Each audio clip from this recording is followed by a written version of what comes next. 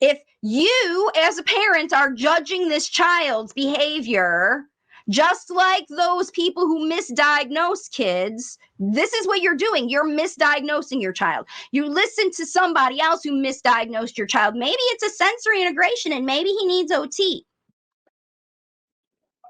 I don't think that a child who has learned, see, here's the thing. When you look at this counterintuitive message here, this person will immediately react and respond to his mother. I guarantee that when they first started spoken language facilitation, this child didn't do that.